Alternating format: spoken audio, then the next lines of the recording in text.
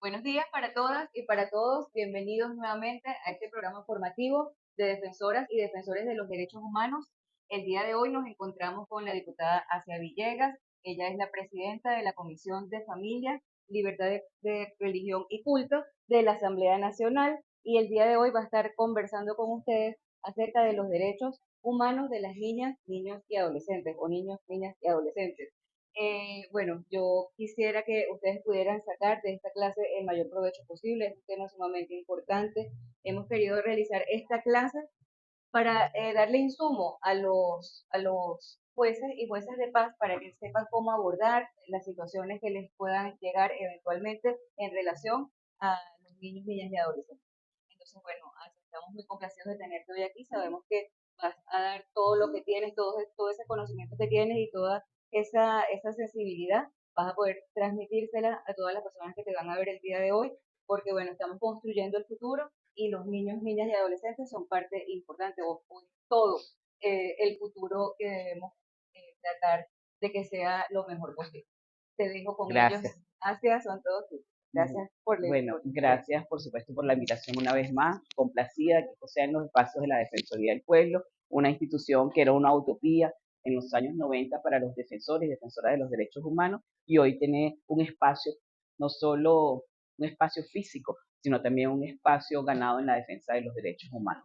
Y por supuesto, es un privilegio para mí que sean ustedes con los que podemos compartir saberes y conocimientos en este intercambio de vivencias.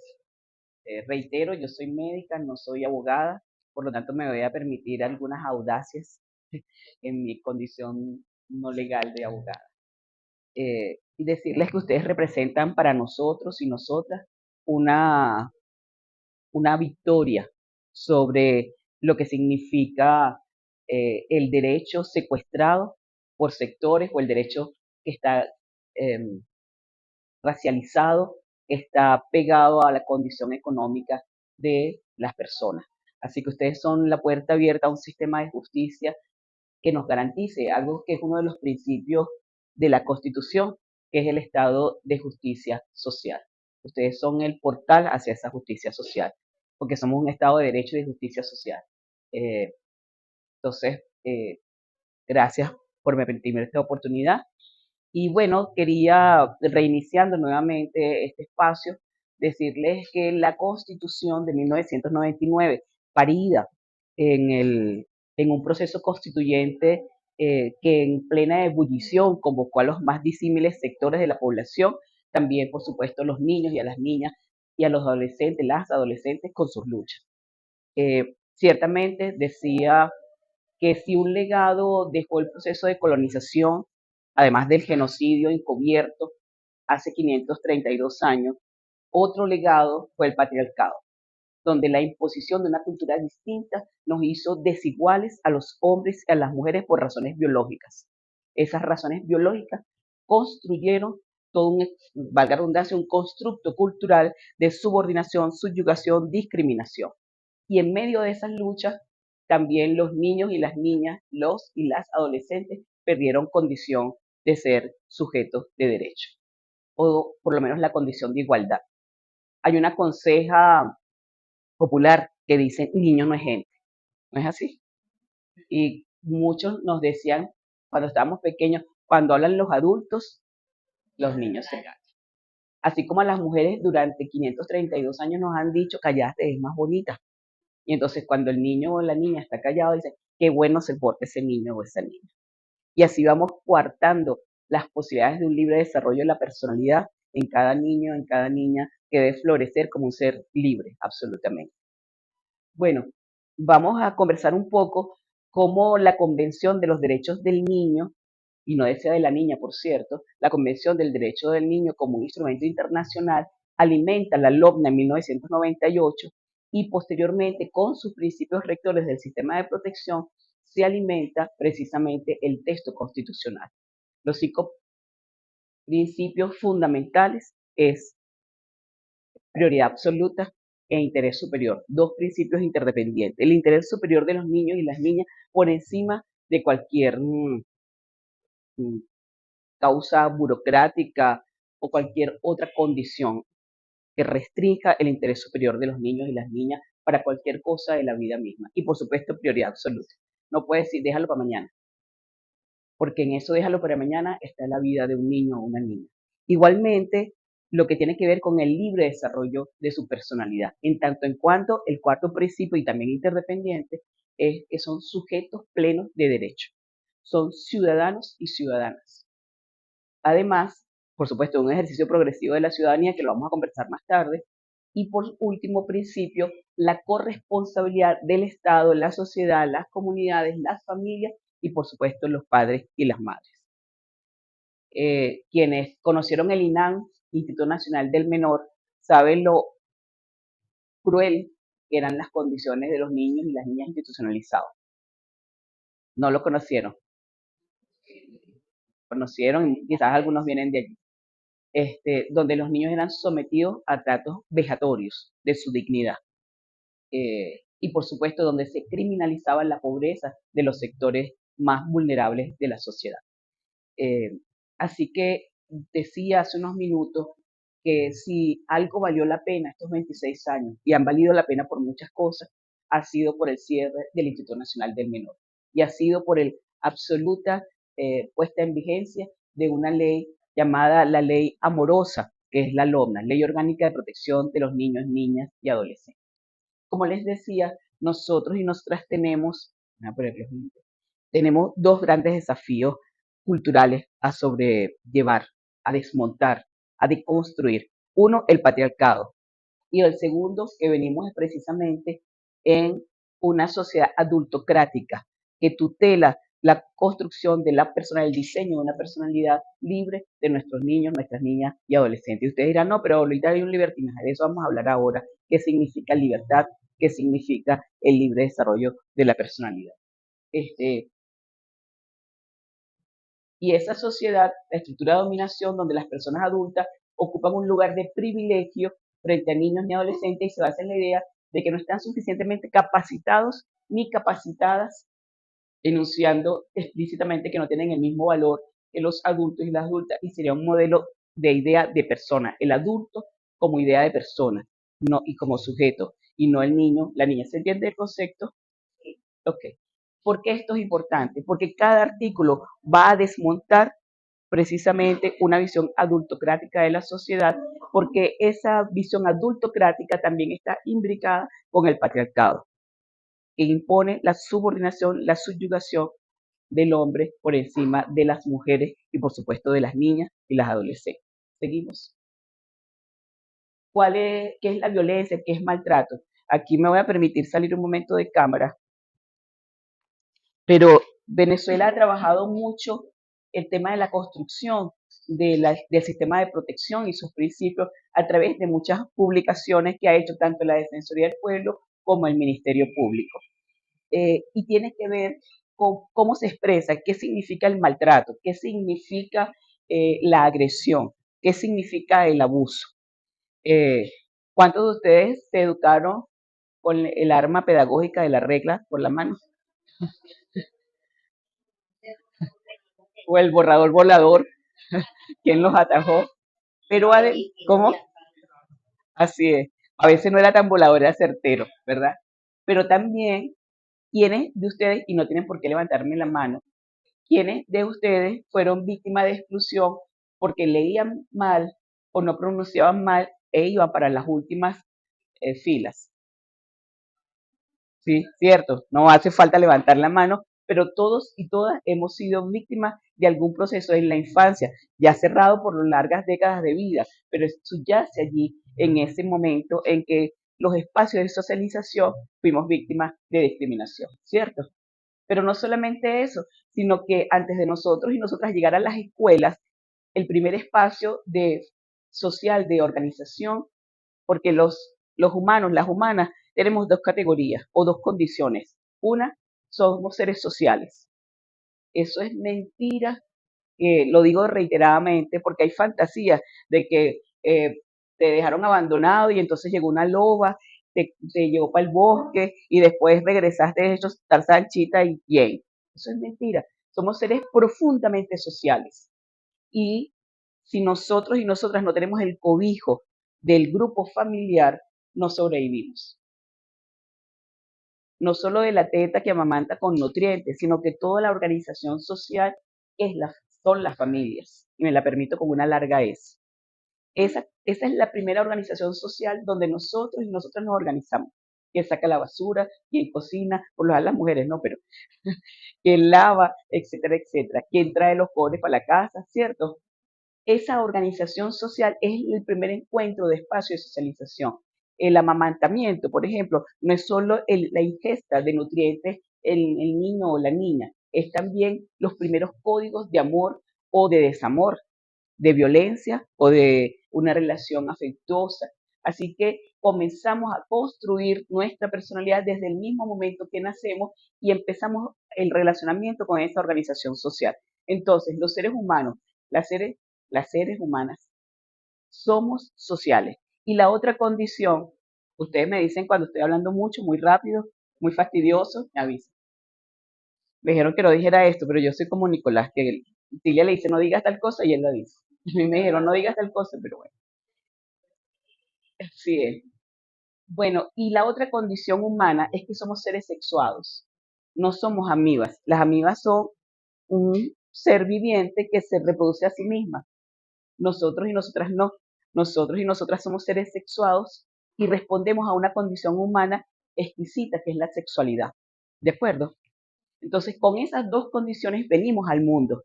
Seres sexuados, en el goce y el disfrute, la potencialidad amorosa y la sexualidad, y la otra condición que somos seres sociales. Eso es mentira que nos podemos ir a una isla, compramos una isla y nos vamos de ermitaños. No es así, no es posible. Entra en contradicción con nuestra propia naturaleza. ¿De acuerdo? Bueno, estas cosas que parecen teoría les toca a nosotros y a nosotras comprenderlas para poder entender el tema legal. ¿Por qué es esto? Y lo digo desde mi condición no abogada. Primero es el hecho social. Y el hecho social determina el hecho normativo, ¿correcto, querida abogada, hermana Karin?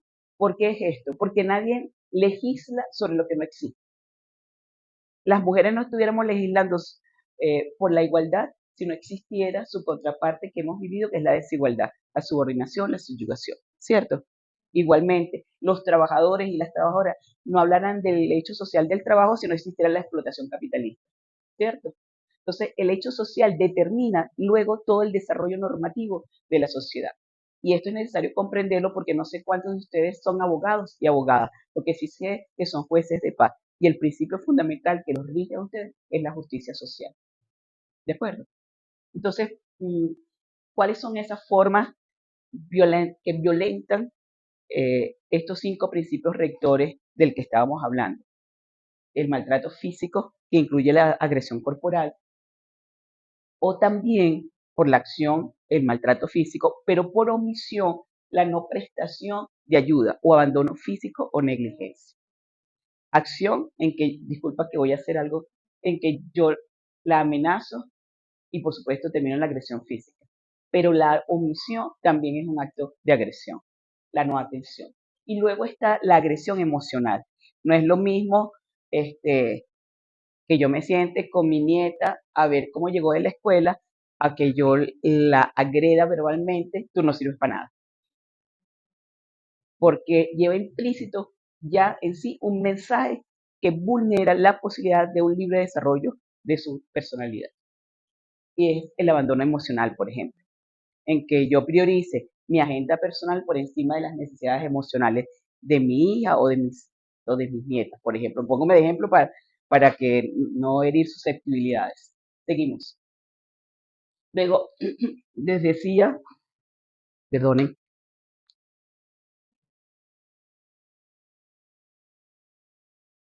les decía cuál es la doctrina de protección integral.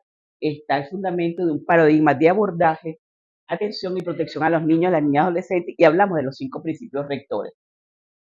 Y se basa en el reconocimiento que son personas. ¿Cuántos de ustedes, voy a seguir yo aquí con el anecdotario, recibieron el ala del pollo y le dejaron la pechuga al padre de la casa? Y terminaron adorando las alitas, ¿verdad? Esto produce risa, pero se presume que la pechuga del pollo es la mejor pieza del pollo. Para mí la alita es una cosa riquísima. Pero la distribución de los panes en la mirada en adultocrática y patriarcal, por supuesto, privilegia al hombre proveedor, porque el patriarcado nos impuso a las mujeres lo reproductivo en el ámbito de lo privado y a los hombres lo reproductivo en el ámbito, por supuesto, de lo público. ¿Me van copiando? Ok, sigo. Dime, por favor. Y les decía que han valido estos 26 años porque existía en la Cuarta República una cosa llamada Ley Titular de Menores. Y la ley titulares de menores establecía eran objetos de tutela, no tenían derechos, sino necesitaban era sobrevivir la niñez y la adolescencia. Por lo tanto, éramos, eh, como Estado, regíamos dos principios, o compasión, que era el mejor de los escenarios, y por supuesto la represión, sobre todo si ese niño o esa niña estaba en condición de calle, ¿cierto? Tenemos historias, seguro que todos y todas tienen largas historias, aquellos que tienen unas cuantas décadas de vida, ¿sí? Yo tengo ya más de 6 décadas, pero bueno. Luego está la discriminación y, por supuesto, la criminalización de la pobreza. Niño en calle, niño delincuente. Y esa justicia estaba racializada y era profundamente clasista.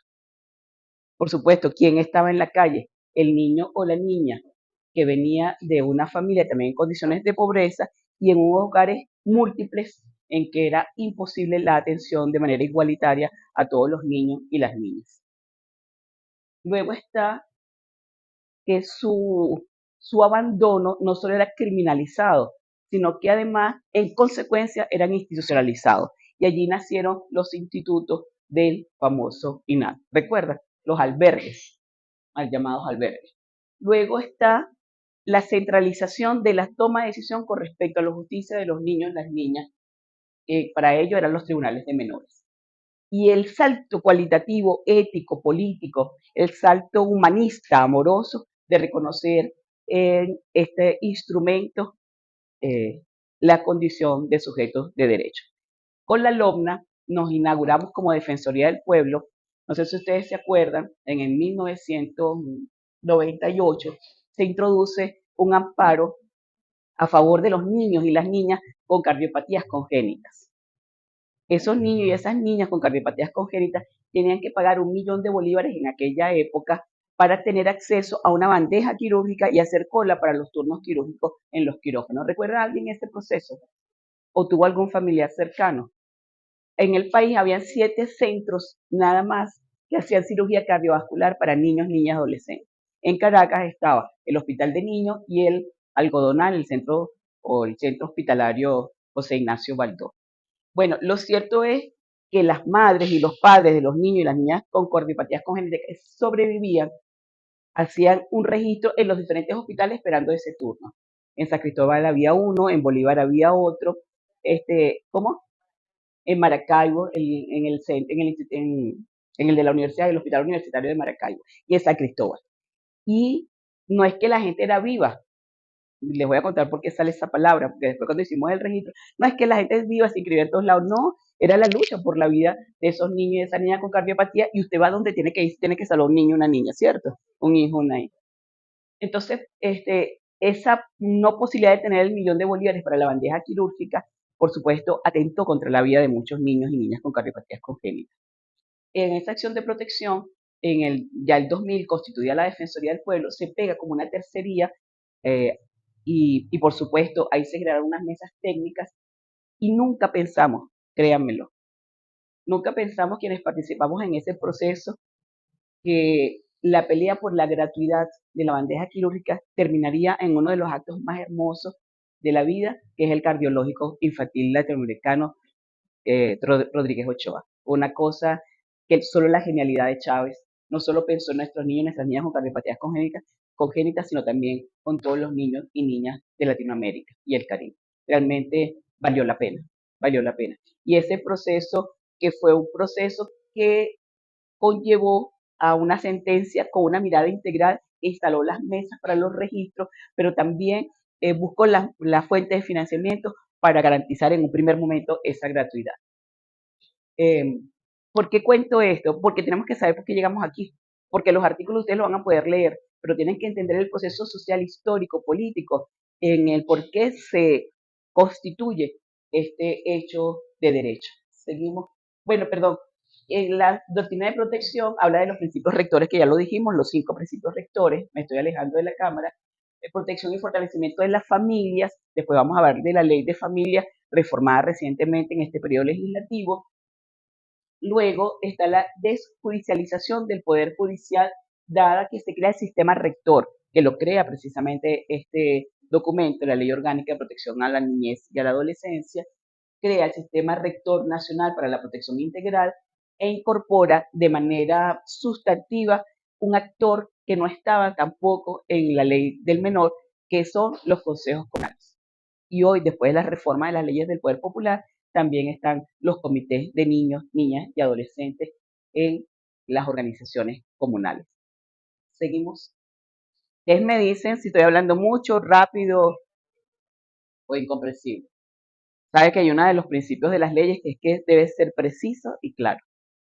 Entonces, me tengo que autolimitar porque a veces no soy tan precisa. Y bueno, en la Convención de los Derechos del Niño, por cierto, ¿saben ustedes quién es el único país que no ha firmado la Convención de los Derechos del Niño? Y nos pretende dar clase. ¿Y saben cuál es el argumento? Ellos dicen que su normativa interna es superior a lo planteado por la Convención de los Derechos del Niño, pero si es superior, ¿qué te cuesta firmarla, no? Y sin embargo, piensan dictarnos clases sobre democracia, sobre derechos humanos. Así. Bueno, el artículo 19 establece que los estados partes adoptarán todas las medidas para proteger al niño, y nosotras decimos, y la niña, contra toda forma de perjuicio o de abuso físico o mental, descuido o trato negligente, malos tratos, explotación, incluida la explotación sexual. Igualmente, el artículo 34 dice que los estados partes, es decir, todos los estados que hemos suscrito en la Convención de los Derechos del Niño o lo hemos ratificado, tanto sus protocolos facultativos, que los estados partes se comprometen a proteger a los niños y a las niñas contra toda forma de explotación, inclusive abuso sexual. Yo voy a dejar la presentación aquí, así que no hace falta que tomen fotos. Le pido encarecidamente a Karim que la distribuya para que tengan una visión completa. Y finalmente, el artículo 39 de la Convención que dice que los Estados partes adoptarán las medidas para promover la recuperación física, psicológica, la reintegración social de todo niño víctima de cualquier forma de abandono, explotación o abuso, tortura u otros tratos crueles e inhumanos. ¿Y qué significa eso en medio de una revolución socialista que tiene 26 años y que tiene 10 años con medidas coercitivas y laterales? Nosotros no podemos olvidar que en el 2017 no habían pañales desechables para los niños y las niñas, ¿recuerdan? Tampoco nos podemos olvidar que tuvimos que acudir tercerizados al mercado internacional para la compra de vacunas. Y no nos podemos olvidar que cuando se depositó la plata en los organismos internacionales, también hubo maniobras para que no tuviéramos acceso a las vacunas fundamentales para los planes de inmunización de nuestros niños y nuestras niñas. ¿Recuerdan eso? No se nos puede olvidar. Lo que pasa es que la dinámica nuestra es tan avasallante, bueno, porque hoy estamos pensando que tenemos en las aguas del Caribe la agresión imperial de una flota, pero no se nos puede olvidar que hace apenas 10 años hemos sido víctimas de un bloqueo férreo, cruel, y víctimas, por supuesto, de unas medidas coercitivas bilaterales que no fueron directamente para quienes somos chavistas, sino para toda la población, y de manera particular sobre nuestros niños y nuestras niñas. Seguimos, por favor. Si alguien me quiere interrumpir, está disconforme con lo que estoy haciendo, siéntase en absoluta libertad de discernir sobre lo que... Ajá. Los otros instrumentos internacionales también le dejamos la lámina completa para no perder tiempo en ella. Es el protocolo facultativo que incorpora a la Convención del Niño el tema que tiene que ver lo relativo a la venta y a la prostitución infantil y la utilización de niños en la pornografía. Para aquel momento, en ese protocolo, todavía no estaba, y de eso vamos a hablar ahora, toda la mm, avasallante forma delincuencial de abuso sobre nuestros niños y niñas a través del mundo digital, de las redes sociales específicamente. Luego está la Convención 182 sobre las peores formas de trabajo infantil, que tiene que ver con los acuerdos de la OIT, Luego está la Convención para la Eliminación de todas las formas de discriminación hacia la mujer. ¿Por qué? Porque ella también protege a las niñas y a las adolescentes. Luego la convención, que es la Convención Interamericana del Sistema Interamericano, que es la Convención de Belén do Pará, la Convención para erradicar y sancionar toda forma de violencia contra las mujeres. Y finalmente la Convención Interamericana contra el Tráfico Internacional de Menores. El Estatuto de Roma, por supuesto, la Corte Penal, que se habían haber pronunciado sobre el genocidio de los niños y las niñas en la Franja de Gaza. Aquellos que no murieron por bombardeo, murieron de inanición por un hambre severo producto de un bloqueo férreo. Igualmente, los acuerdos de primera y segunda cumbres mundiales sobre explotación sexual y comercial de niños y niñas, los acuerdos de Montevideo en Uruguay, en la Declaración Universal de los Derechos de los Pueblos Indígenas, que incluye la diferenciación, no desigualdad de los niños y las niñas en las comunidades de pueblos indígenas, y finalmente la Convención sobre los Derechos de las Personas con Discapacidad. ¿Me van copiando? Ok, pasamos al tema internacional para ir aterrizando, pero están las láminas y el que quiera profundizar va a tener acceso a mi teléfono o a través de Cari para quien quiera profundizar determinado. Yo quisiera solo enrutar dónde investigar, qué información levantar, porque es muchísima. Y para ustedes más que van a tener que abordar otras cosas también. Bueno, y la Constitución, no sé si alguien me lee el artículo 78.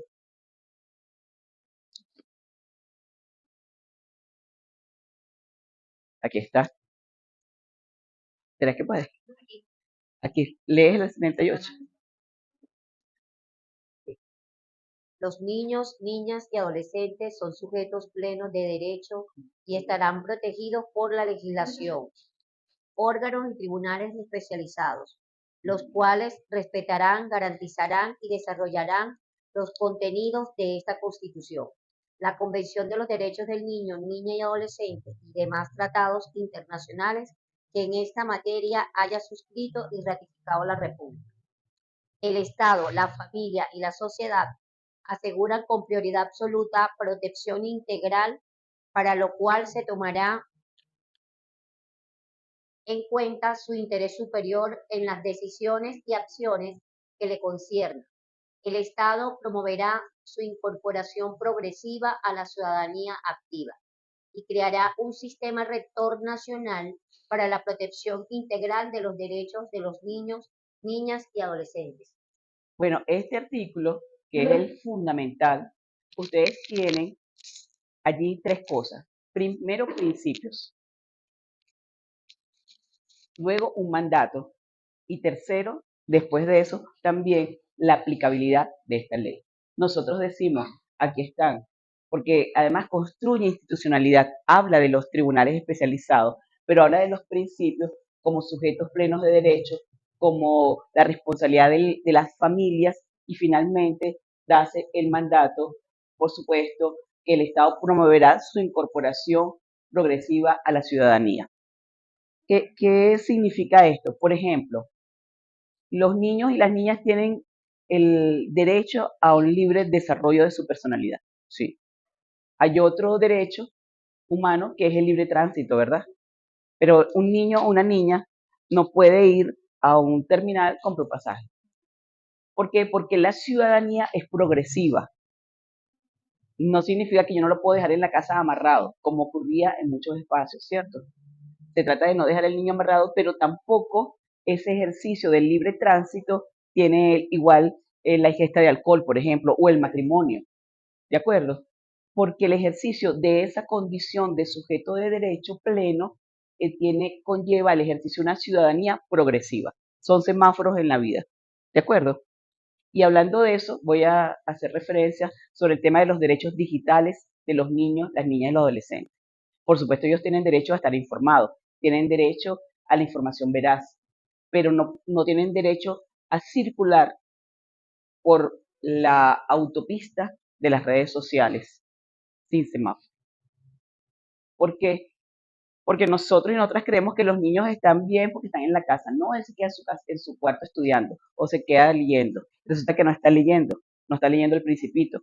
Él está o ella está en una autopista sin semáforo donde hay una igualdad simulada y hay adultos y adultas que pueden simular ser niños y niñas y conducir a través de esa autopista a portales de pornografía o de trata. ¿de acuerdo? Entonces, eso cuando estamos diciendo, y lo decíamos hace unos minutos, que son sujetos plenos de derechos, eso no entra en contraposición al ejercicio progresivo de la ciudadanía. ¿De acuerdo? Sí, cómo no. Bueno, buenos días.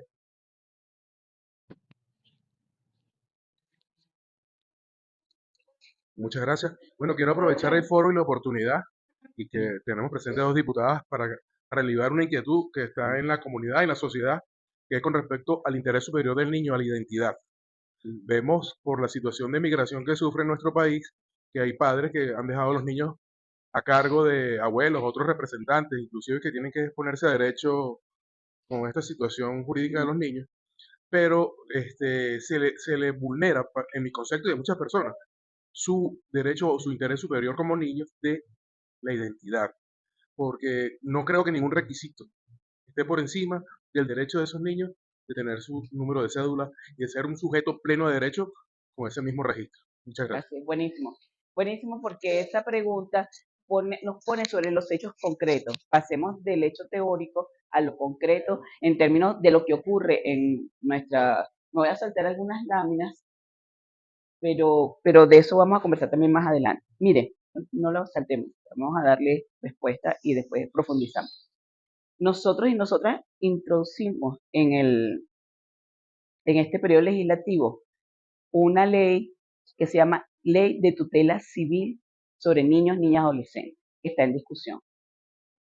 ¿Qué significa eso? Si yo soy abuela y en un supuesto negado, mi hija me deja a mis nietas y se va, y resulta que hay una apendicitis y hay que operar de emergencia. La que está presente soy yo. No puedo ir a mandar a un tribunal especializado a que un juez especializado dicte la medida, cuando de por medio está el derecho a la vida, que prela. ¿De acuerdo? No, no está aprobado, está discutiendo. ¿Qué es esa ley? Esa ley desarrolla el artículo 304, ya les voy a decir, el que tiene que ver con la tutela de los niños y las niñas. Pero cuando nosotros estamos hablando de un proceso de tutela civil, no le estoy dando nuevos padres o madres a ese niño o a esa niña que sabe que su papá o su mamá está en Perú, está en Chile o donde esté, ¿de acuerdo? Sino que le estoy diciendo que necesito el permiso para tres cosas. Representar, tengo que escribir a mi niño o niña a la escuela, aunque el papá no esté o la mamá no esté y a lo mejor están separados y a lo mejor están en dos países distintos, ¿de acuerdo? O murió alguno, o uno u otra está penado en ley privado de libertad, ¿de acuerdo? Es la posibilidad que un tercero en la familia por extensión tenga la posibilidad para tres cosas. El cuido, yo no le estoy diciendo, mira, yo soy tu nueva mamá, no, no, es cuido y representatividad y administración. ¿De acuerdo? ¿Me van copiando?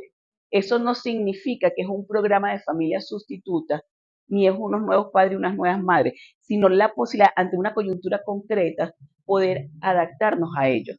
Y lo vivimos todos y todas ante el secuestro de nuestros niños y niñas, 200 y tantos niños y niñas que fueron progresivamente regresando al país porque habían sido con sus padres arrancados de los secuestrados finalmente en Estados Unidos. ¿Recuerdan recientemente?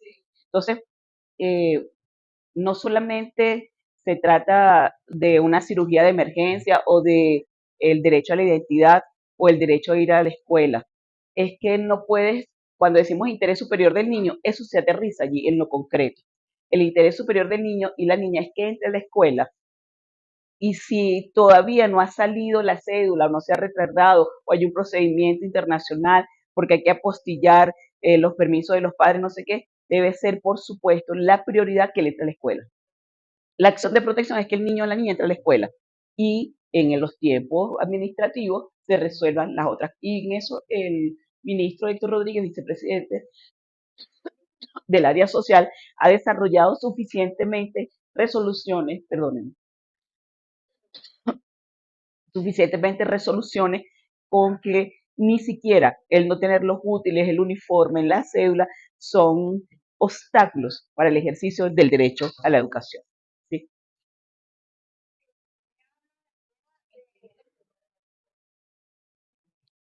Ujú. Sí,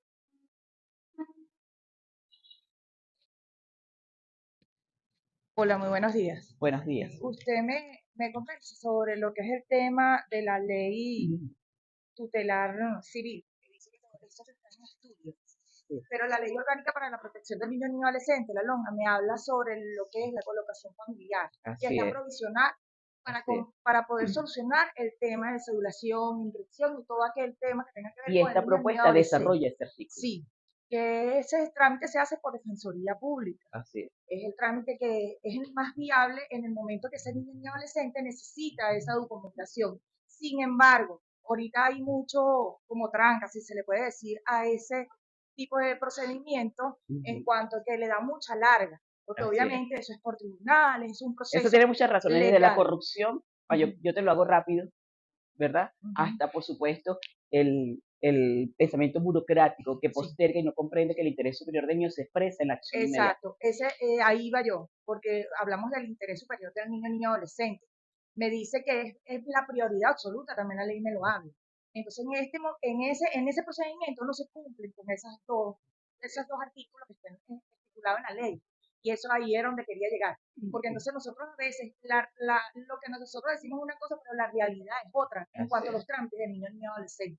Porque si bien es cierto, por salud podemos hacer una medida de protección, que es una medida de protección, que es una forma administrativa, la cual se hace para garantizar el derecho a la vida de ese niño y adolescente en caso de una emergencia que no está papá y mamá, ¿sí? Y eso sí, Pero inmediatamente, igualito, también hay burócratas en el sistema de salud que pero dicen, ¿dónde está también la hay una mamá? ¿Dónde está el papá? situación de que tienes que tener como que bueno, un trampolín allí para poder garantizar el derecho de ese niño y Sí, adolescente. sí, sí. ¿Cómo no? Tú te refieres exactamente al 397A, 397B y 397D, que nosotros, como esto es una ley orgánica, nosotros en esta propuesta lo estamos desarrollando con mayor amplitud en la concreción de la coyuntura que vivió el país recientemente. Ok, permiso. Con relación a la LONNA, Ujú. que su preámbulo está el interés superior del niño, pero en este momento hay una vulneración de derechos constitucionales avalados por el Consejo de Protección, indicando que los papás están manipulando a sus hijos contra algún docente, haciéndole, violentando los derechos de estas personas, como derecho al trabajo, derecho al desarrollo libre de las personas. O sea, está ahorita, de verdad que el Consejo de Protección, por ese interés superior del niño, debería haber sanciones para aquellos padres o representantes que manipulan a sus hijos o representados y que a través del Consejo de Protección se están violando derechos constitucionales sobre docentes y hasta personas en este Explícame qué momento. forma de Por ejemplo, manipulación. tengo personas, docentes, la mayoría son docentes, donde un representante le cae X docentes más. El niño no estudia, el niño no se prepara, los docentes hablan con el representante, le dicen, mire, por favor, abóquese al niño, búsquele una asesoría. Entonces él dice que el docente la tiene agarrada con el niño. Han llegado al Consejo de Protección, donde se le ha colocado una medida donde dice que la persona no puede trabajar con los niños. No puede trabajar en el horario donde ella desarrolla su trabajo de 7 a 1, sino de 1 a 5. Y eso está pasando en muchas. Entonces, cuando usted ve, ni siquiera te dejan ver el expediente. No hay un debido proceso en estos momentos, donde tú le dices, bueno, pero ¿qué fue lo grave que le hizo al niño? No es que le dijo mentirosa, no, o sea, cuestiones muy débiles a nivel jurídico, donde está violentando el derecho constitucional. Entonces, estos docentes se sienten inhibidos, ¿verdad?, de desarrollarse a nivel educativo en esas aulas de clase. Sí. Yo voy a hacer algunas cosas, el tema de decir, bueno, pero usted es muy cursi, muy soñadora, y eso no es así. Mire, les digo de las historias de la lucha de las mujeres para aterrizar en la historia de la lucha de los niños y las niñas. Nosotras tenemos décadas peleando por la igualdad. Las venezolanas tenemos menos de 100 años votando, por ejemplo. El derecho al sufragio lo alcanzamos en 1947. Y sin embargo, hoy todavía no hemos alcanzado el 50%. Llegamos al 42%. Y la lucha no es solo en lo jurídico, la lucha es en este pendrive.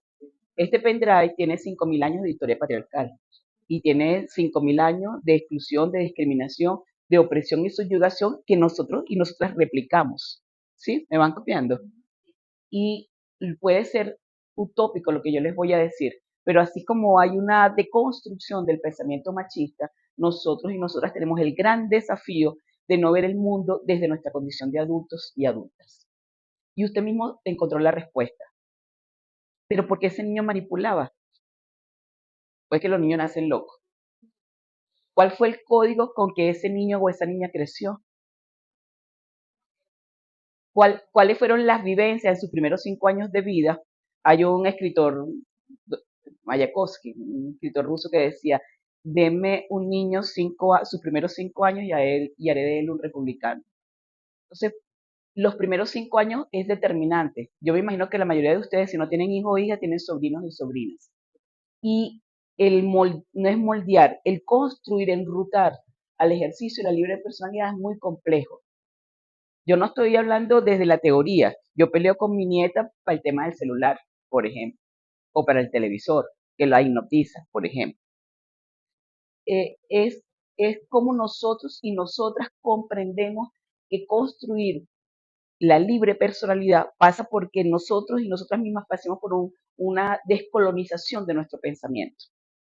Yo soy feminista, me declaro feminista, pero también me he reído de chistes machistas cuando estás en un grupo familiar. Yo tengo mi propia lucha interna. A veces me provoca agarrar a mi nieta por la oreja y me acuerdo que ella es una sujeta plena de derecho y que mi mamá nunca me agarró por la oreja. Pero esos son las grandes luchas a lo interno de una persona. Imagínense el choque en una sociedad que quiere que emerja la nueva sociedad de iguales y que aún tenemos la pesada carga elefantiásica de lo viejo.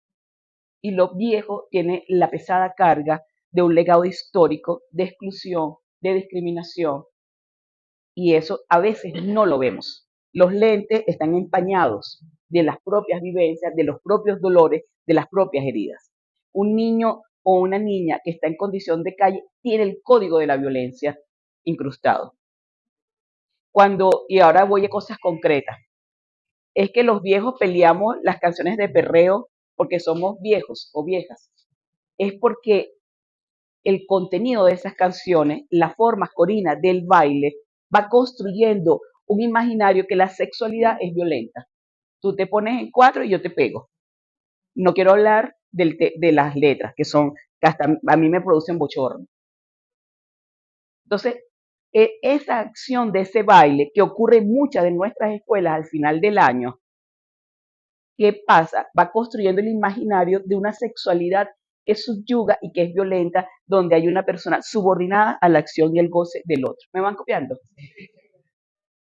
Y esos son los desafíos en el área cultural. Yo les pregunto, ¿qué es más difícil? ¿Construir 5 millones de viviendas que nos faltan o cambiar el proceso cultural colonial de nuestra tierra? Esto es más fuerte, ¿cierto? Porque lo otro es cabilla, bloque y cemento, y organización social, por supuesto, y poder popular. Pero ojalá esto fuera un pendrive que yo me lo saco, lo introduzco, lo limpio y me lo vuelvo a poner. Y no es así. Perdone, perdone para avanzar, sí es que quiero responderles, pero lo que les quiero invitar es a vernos en nuestras propias sentencias. A veces, miren, yo fui médica escolar en 1987, más o menos, en las escuelas de Katia, la Alberdi, esas escuelas que están arriba. Y yo me impresionaba que esas niñas que yo tenía que pesar, medir, que es lo que se hace en la prevención en la medicina escolar, era medir, ver si veían bien, si escuchaban bien, si el peso, si la desnutrición, etcétera. Y ya en esa época, la ropa textil íntima de las niñas estaba sexualizada, hipersexualizada. Ya era material, ya no basta con que sean sintéticos, sino que además de encaje bastante sexualizado. Entonces, esas cosas diminutas de la vida cotidiana tienen una carga cultural importantísima, porque va construyendo imaginario y va llenando este pendrive, ¿verdad?, de códigos. Ese niño en la calle tenía ya un código violento de la exclusión, pero usted mismo se da la respuesta cuando dice que él es acobijado en el seno de su hogar y terminó siendo un médico o una médica. Ojalá que sea pediatra para que le dé amor a nuestros niños y a nuestras niñas. Eso es lo que quería sobre este caso. ¿Me van a permitir avanzar? ¿Sí? y estoy a la orden para cualquier otro conversatorio sobre estos temas que son profundamente apasionantes, movilizadores de la vida de cada uno y cada una. ¿Cómo? No tiene filtro. Ah, no tiene fin. No, sí tiene fin, la sociedad de iguales. Yo espero verla. Claro, porque hemos alcanzado, porque por la progresividad de los derechos humanos, precisamente usted lo está diciendo, la característica fundamental de los principios que está en el preámbulo constitucional es la progresividad de los derechos humanos. Estamos hablando de este tema de la sexualidad de los niños y las niñas, me encantaría abordarlo con mucho más tiempo, pero nosotros y nosotras tenemos una deuda en ese tema con nuestros niños y nuestras niñas, a pesar que está en la LOPNA, que es el derecho a la información veraz y a la salud sexual y salud reproductiva de nuestros niños y adolescentes. Pero como tenemos tabú, tenemos este pendrive embasurado de tabú, le dejamos esa conversa a este aparato. Y preferimos que hable por nosotros y nosotras y no enfrentar nuestras propias heridas, nuestros propios duelos, nuestras propias incomprensiones. Y delegamos en esto, porque cuando vamos a meter eso en el pensum de estudio de la educación sexual integral, dice, ay, necesitamos permiso del padre y la madre. Pero para el perreo del fin de año, no, ¿verdad? ¿Me van copiando? Parte de las contradicciones, parte de ese desafío de un país que quiere construir un país en un proceso revolucionario de transformación profunda. Avanzo. Seguimos. La ley orgánica se ajusta al texto constitucional, adecua la legislación nacional a los postulados, integra los consejos comunales y los movimientos sociales al sistema de rector nacional de protección y se desarrollan los 5 principios. Eso es lo que ya hemos venido hablando. Está en junio del 2015 que recibió una reforma parcial. Seguimos. Entre el año 2014 hasta la actualidad, ya no son 930, ya son 1049 medidas coercitivas unilaterales, además del bloqueo férreo. En el 2020, sumado a las medidas coercitivas unilaterales, se suma el COVID y encima además también dejó centenares de muertos. El comportamiento inmunológico de la pandemia no afectó fundamentalmente a niños y a niñas, pero puso en riesgo a una población importante porque aquellos padres y madres que murieron dejaron un índice de orfandad importante. Luego está la desestructuración de las familias como proceso migratorio. Por supuesto, y ahí hay otro tema largo de conversar, querida Karin, que tiene que ver con los procesos migratorios. Nosotros y nosotras fuimos un país de acogida. Mi propia madre, después de la Segunda Guerra Mundial, vino a estas tierras y sembró una familia de 8 hijos e hijas. Eso no fue la realidad a partir del 2025, perdón, a partir de 1999. En 1999 empieza un proceso migratorio de capitales y de transnacionales. Se fue la propiedad del Gran, ¿me recuerda? Y se fueron muchos laboratorios. Eso fue un primer proceso migratorio. Después vino un proceso migratorio de clases altas que llenaron los aeropuertos y de clases medias que también llenaron algunos aeropuertos. Pero después vino un proceso de inducción, de seducción a los jóvenes y a las jóvenes de nuestras clases más populares. Y eso llenó las vías, los canales y los caminos verdes, el Darién, las fronteras terrestres, etcétera, ¿recuerdan? Y eso desestructuró nuestra organización social. Ahí vuelvo a temas que voy a abordar rápidamente, pero que es importante que ustedes también conozcan. Ustedes son jueces de paz y juezas de paz. Venezuela es casi 1 millón de kilómetros cuadrados, 33 millones de personas, de acuerdo a las proyecciones del Ministerio de Planificación. Esas 33 millones de personas estamos organizados y organizadas en 8.3 millones de hogares. ¿Me van copiando? ¿Estoy hablando mucha paja? ¿Estoy hablando muy rápido? Ok. Bueno, lo estoy probando. Hay 8.3 millones de hogares. El 40% de esos hogares es de jefatura mujer. Y cuando la mujer es la jefa del hogar, no es compartida esa jefatura. Pero cuando tenemos un marido, dicen que el jefe del hogar es él, ¿verdad? Y entonces nosotros decimos que ahí hay jefatura compartida, porque él está, pero nosotras seguimos siendo las responsables del quehacer doméstico, ¿cierto? Entonces, en ese 40% de hogares con jefatura de mujer sola, no son las mismas condiciones para las familias donde hay una familia por extensión de apoyo. ¿Me van copiando? ¿Por qué es importante la demografía? Porque nosotros podemos promediar cosas. pero los promedios, las tasas, invisibilizan realidades sociales concretas. Se usa para efectos de organización, de planificación, para efectos matemáticos. Pero, por ejemplo, un tercio de nuestra población son menores de 18 años. Esa lámina después la vamos a poner porque no está en esta presentación, que es la demografía. Un tercio de la población son menores de 18 años, es decir, están sobre los hombros fundamentalmente de las mujeres. En el país, 5.5 son personas adultas mayores, 5.5 millones de personas. Pero en el país, en medio de 10 años de medidas coercitivas laterales, querida Corina, hay 11 millones de estudiantes entre educación básica, educación media y educación universitaria. Y eso no es poca cosa. Esa demografía debe alimentar también el quehacer de ustedes como jueces de paz.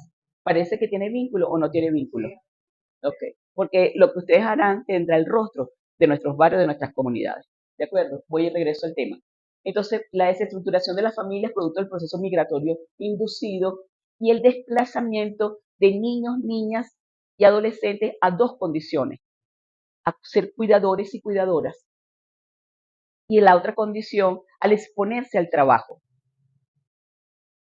Y el trabajo infantil, si no está regulado, es explotación. ¿De acuerdo? Entonces, cada hecho va generando consecuencias sociales y eso va generando demandas para el desarrollo normativo, es decir, para las leyes. ¿Me van copiando? Y allí entra en lo que tu opinión, en la gran contradicción entre los enunciados de la LOMNA y la vida real. Pero esos son los grandes desafíos. Yo cada vez prometo menos reírme de chistes machistas. Y cuando hay alguien que habla mal de una mujer, me paro. Eduardo es testigo de eso. Esa es mi lucha interna y es la lucha de la sociedad por ser coherente. ¿Sí? Aunque hay chistes muy graciosos, ¿no? Seguimos. Las medidas coercitivas lesionaron el derecho a la alimentación, a la salud, a los derechos sexuales y reproductivos, por supuesto el derecho a la educación, a los servicios públicos, que finalmente es el derecho a la ciudad, y por supuesto al derecho a vivienda, porque muchos y muchas fueron a procesos de colocación no judiciales, no normados, sino a la madrina, al vecino, a la vecina, en los mejores de los escenarios. ¿De acuerdo? Y por supuesto con exposición a posibles agresores. Seguimos. Nosotros y nosotras, además de la LOMNA, quería hablar sobre dos leyes importantes. Una es la ley para la prevención y erradicación de la violencia, el abuso sexual contra niñas y adolescentes, y la otra es la ley para la protección de las familias, la maternidad y la paternidad. Estos dos instrumentos, junto con otros más, déjenme decirles con mucho orgullo, con mucha inmodestia, este periodo legislativo que culmina en diciembre de 2025, hemos producido en la Asamblea Nacional 94 leyes contra la nada, las leyes por los derechos humanos y por la búsqueda de una sociedad más justa. Esta ley responde precisamente a unas denuncias hechas por el fiscal general de la República sobre un terrible trienio entre el 2017 y 2020 que ocurrieron cerca de 14.000 denuncias por abuso sexual contra niñas y adolescentes. Y por eso, sin premura, nosotros, o mejor dicho, con la premura necesaria, hicimos este proyecto de ley que fue sancionado y aprobado en Cámara Plena, por unanimidad, por cierto. Igualmente, la Ley Orgánica por el Derecho de las Mujeres a una Vida Libre de Violencia, que le dimos protección también a las niñas y a las adolescentes. Y estamos ahorita discutiendo la ley sobre procedimientos especiales en materia de protección de niños, niñas y adolescentes, que tiene que ver con la discusión sobre la tutela. Y las invito a que quiera participar en las discusiones que tenemos en el seno de la comisión, manifestarlos y tienen el derecho y están libremente invitados a participar. Seguimos. Luego hay una deuda, ya por razones de tiempo me cuesta, pero hay una gran deuda con esta LOMNA en sus 26 años, que es que el Sistema Rector Nacional de Protección Integral a Niñas y Adolescentes se ponga a tono con las demandas, que priorice cuáles son 3 temas fundamentales que tengan que ver con la realidad de nuestros niños, niñas y adolescentes. ¿Cuáles serían para ustedes? Niño y niña en condición de calle, niño o niña abusada sexualmente, niño o niña explotado. Creo que con esos 3 temas que abordemos, que hagamos una agenda de prioridades, porque son ínfimos los problemas que por el carácter progresivo de los derechos que podemos encontrar en el tema de los derechos de los niños y las niñas y adolescentes. Pero el sistema rector debe, de manera impostergable, en función del interés superior, identificar una agenda para poner a tono al sistema rector nacional de la protección integral de los niños, las niñas y los adolescentes. Lo integran el ministerio, por supuesto, con competencia integral, que es el Viceministerio de Suprema Felicidad, los consejos de derechos del niño, los tribunales de protección, el Ministerio Público, Defensoría del Pueblo, el Servicio Autónomo de Defensa Pública, las entidades de atención, las defensorías y los consejos comunales. Seguimos. Los grandes desafíos, la articulación periódica con el Sistema Rector Nacional para la Protección Integral de los Niños, las niñas y los adolescentes, el fortalecimiento del abordaje en los consejos comunales. No puede ser que los consejos comunales reduzcan su acción a la entrega de la bolsa y que nuestros niños, nuestras niñas sea el chisme de la comunidad y no la acción directa en la que nos sintamos involucrados e implicados todos y todas. Luego está la supervisión e inspección de las entidades de atención. Nosotros y nosotras tenemos, y ustedes van a tener esa cualidad, hacer inspecciones. Y ustedes deberían, por supuesto, poder hacer lo que en su momento nosotros y nosotras hicimos con el INAN, que era hacer las inspecciones necesarias para levantar aquellos casos de vulneración de derechos. Igual, la formación de los voceros y las voceras. Eso es lo más importante. El proceso de formación, el proceso educativo genera conciencia. Y la conciencia es la que va a consolidar el país que queremos. La conciencia social, la conciencia colectiva. Quiero cerrar con Chávez. Todos los días debe ser dedicado a ellos. Si quieres, quítame de pantalla completa para poder leer la frase completa. Uy. En verdad les digo que todos los días deben ser dedicados a ellos y a ellas. Nuestra vida, nuestra batalla de cada día, nuestras victorias son para ustedes, niños y niñas. Para ustedes venceremos. Nuestro comandante querido, apreciado, eterno, Hugo Chávez en el 2009. No me quiero ir sin hablarles sobre un papel de trabajo que estamos haciendo para una posible reforma de la LOMNA, para aquellas insuficiencias. Después de 26 años sabemos sus insuficiencias. Luego está, vamos a hacer un foro para desarrollar este tema que fue ya tratado, que es el derecho a opinar. Nosotros y nosotras decimos que son sujetos plenos de derechos, pero no los escuchamos. Claro, está contemplado, pero si no generamos conciencia, lo puedo tener en la biblioteca de mi casa y es suficiente. Luego está una cosa que es una comisión especial que lleva la diputada Tania Díaz. Esa comisión especial se creó para la reforma de esta ley. Déjame ver si la consigo por aquí, de tantos papeles que traje. Sí, la reforma que estamos haciendo de la ley, una blanquita. Oye, es una blanquita que es la reforma de la ley de salas de juego. Hay una ley que data del 2007. En el 2007 estábamos preocupados y preocupadas porque los niños y las niñas pasaban largas horas en las salas de internet. Claro, eso era la preocupación en el 2007. Ya esa sala de internet no está esta. Ajá, esta ley la estamos reformando a través de una comisión especial que preside la diputada Tania Díaz como presidenta de la Comisión de Comunicación, porque en ese momento esta ley era para regular las salas de internet, videojuegos y otras multimedia. Obsoleto eso, ¿verdad? ¿Por qué? Porque la teléfono, aquí está. Porque lo que era la sala de internet por la que pagaban horas, hoy está en la mesita de noche de nuestra casa. ¿Cierto? En el comedor cuando almorzamos, hasta en el baño, cosa un poco higiénica, por cierto, ¿verdad? Etcétera, etcétera. Esta persona que está aquí vive con nosotros y nosotros. Yo siempre digo, aquí está lo más bello de mi vida, que son las fotos de mis nietas, pero también está mi oficina, pero también está el algoritmo que me domina y que me distrae. Entonces, aquí confluye todo y por lo tanto, esto debe ser sujeto de regulación de acuerdo al desarrollo tecnológico. Pero nosotros tampoco podemos penalizar a la juventud que nació en la era digital. Como yo estudié en una universidad con libros de 500 páginas, yo no puedo agarrar el libro de 500 páginas y pegárselo a los muchachos, ¿verdad? Porque el desarrollo tecnológico permitió que de manera condensada aquí estuvieran millones de páginas de información y de formación y de inteligencia. Y ahora más con inteligencia artificial. Entonces, ¿cómo abordar la vida de los niños y las niñas que tienen derechos digitales y que nacen en una década digital. Luego está la necesidad del proceso comparativo de cómo América Latina y el Caribe aborda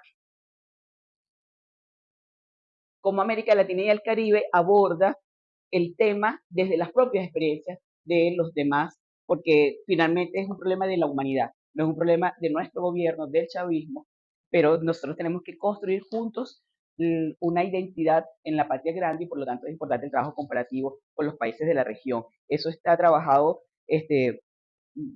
por distintos organismos de agencias multilaterales. Igualmente, los derechos en la infancia en la era del Internet, el impacto en las eras de las telecomunicaciones, en la familia, en los niños, las niñas y los adolescentes, y la intervención en la salud digital centrada en los jóvenes y las jóvenes. Luego está otra ley hermosísima que tiene que ver con, invítame para hablar de la ley de familias, maternidad y paternidad.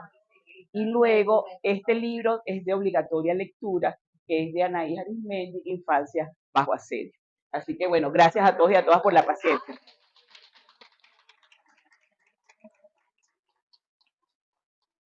Bueno, así es. Atropellada. Muchas gracias. Sé que te faltó tiempo, quedamos con ganas de más, ¿verdad que sí? Sí. Estamos dispuestos. Vamos, pero te vamos a comprometer aquí. Vamos a hacer Hablemos de la familia. una serie de clases, solamente el tema de niños y Conversadito. adolescentes. Claro, algo que pueda generar polémica y podamos disertar muchos temas. Pero Mi bueno, con esto teléfono vamos a... 0416 Ay, Dios. 632 7089. 0416 632 7089. Así como yo le pregunto cuando pregunto dónde está el feminismo en la 7T. Zoe. Corina, ¿dónde está el feminismo aquí? Vamos a preguntarnos dónde están los niños y las niñas en el plan de la 7T. Tarea para la casa. Así es. Okay. Bueno, con esto cerramos. Muchas gracias para todas y para todos y espero que hayan disfrutado mucho esta clase.